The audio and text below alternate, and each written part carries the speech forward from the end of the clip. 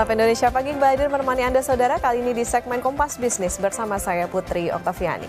Rapat Dewan Gubernur Bank Indonesia memutuskan mempertahankan suku bunga acuan atau BI rate di level 6,25%. Keputusan ini sejalan dengan kebijakan moneter pro stability untuk memastikan stabilisasi nilai tukar rupiah serta terkendalinya inflasi tahun 2024 hingga 2025.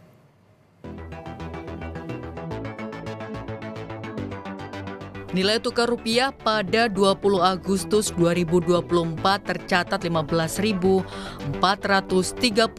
per dolar Amerika Serikat atau menguat 5,34% dibandingkan posisi akhir Juli 2024. Tiga faktor yang mendorong penguatan rupiah yakni bauran kebijakan moneter Bank Indonesia dalam menjaga stabilitas nilai tukar, meningkatnya aliran masuk modal asing, serta meredanya ketidakpastian pasar keuangan global.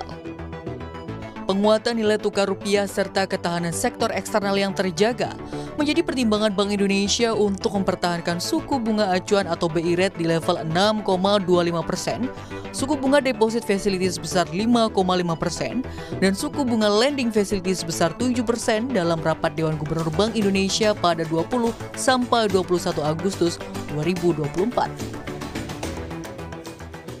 Keputusan ini tetap konsisten dengan fokus kebijakan moneter yang pro stability, yaitu untuk penguatan lebih lanjut stabilisasi nilai tukar rupiah, serta langkah preemptif dan forward looking untuk memastikan tetap terkendalinya inflasi dalam sasaran 2,5% plus minus 1% pada tahun 2024 dan 5.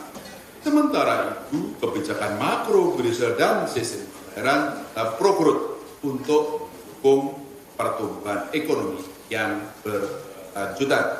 Kebijakan makro Brazil longgar terus ditempuh untuk mendorong kredit pembiayaan perbankan kepada dunia usaha dan rumah tangga dengan tetap memperhatikan prinsip kehati-hatian.